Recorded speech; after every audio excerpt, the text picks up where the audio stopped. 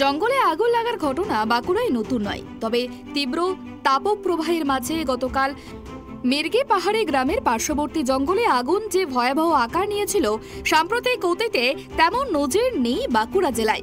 জানা গিয়েছে, মির্গি পাহাড়ি গ্রাম লাগোয়া জঙ্গলে ঝরা পাতায় আগুন লেগে যাওয়ার কারণেই আগুন ধীরে ধীরে দাবানলের আকার নিয়ে ধেয়ে আসে গ্রামের দিকে।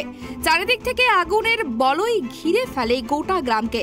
আতঙ্কিত গ্রামবাসীরা প্রথমে নিজেরাই আগুন নেভানোর কাজ শুরু করেন, কিন্তু আগুনের ভয়াবহতা দেখে খবর দেওয়া হয় দমকলকে। দমকলের একের পর এক মোট ৮টি ইঞ্জিন ঘটনাস্থলে ছুটে গিয়ে আগুন নেভানোর কাজ শুরু করে। খবর পেয়ে ঘটনাস্থলে গিয়ে আগুন নেভানোর কাজে স্থানীয়রাও সাহায্য করেন রাজ্যের খাদ্য সরবরাহ দপ্তরের রাষ্ট্রমন্ত্রী তথা এলাকার বিধায়ক জ্যোৎস্না মান্ডিও। অনেক কষ্টে আগুন নিয়ন্ত্রণে এসেছে। এখন অবধি বিচ্ছিন্নভাবে বিভিন্ন জায়গায় আগুন জ্বলছে। কিছু বাঁশঝাড় আছে গ্রামের দিকে, কিছু ঘরবালই আছে জ্বলছে। এগুলো এখনো দমকলের গাড়ি দাঁড়িয়ে আছে। পরিস্থিতি কিছুটা নিয়ন্ত্রণে আছে, কিন্তু এখানে প্রশাসনের সমস্ত আধিকারিকরাই আছেন, সাথে আমিও আছি। আমরা চেষ্টা করছি যাতে গ্রামে কোনো ক্ষয়ক্ষতি না হয়। এখনো ক্ষয়ক্ষতি হয়নি, তো আমরা আছি এখানে। খবর পেয়ে খাতড়ার এসডিপিওর নেতৃত্বে পুলিশও আগুন নেভানোর কাজ শুরু করে। আগুনের হাত থেকে মির্গি পাহাড়ি গ্রামকে বাঁচাতে আপ্রাণ চেষ্টা চালাতে থাকেন সকলে। সন্ধ্যা পর্যন্ত লাগাতার চেষ্টার পর অবশেষে আগুন নিয়ন্ত্রণে আসে। ভয়াবহ আগুনের হাত থেকে রক্ষা পান মির্গি পাহাড়ি গ্রামের বাসিন্দারা। ক্ষতি তো ধরুন ওইভাবে বলা যায় না। ক্ষতি তো 800 একর যেমন, তো পুরোটাতেই ম্যাক্সিমামই গাছ আর কি ঝলসে গেছে।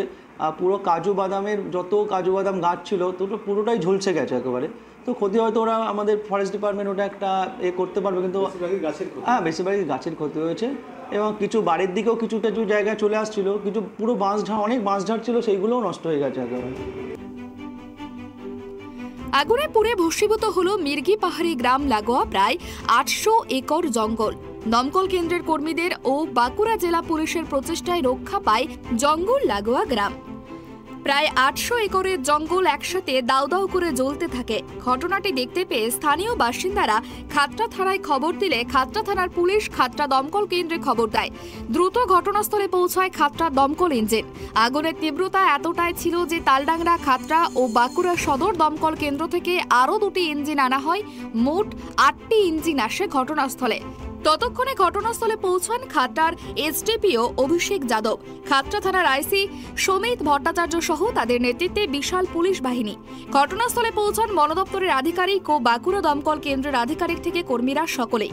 পুলিশ কর্মী থেকে শুরু করে দমকল কর্মী ও বন দপ্তরের কর্মীরা গ্রামবাসীদের প্রচেষ্টায় গ্রামে আগুন ছড়িয়ে পড়ার আগেই সেটাকে নিয়ন্ত্রণে আনে।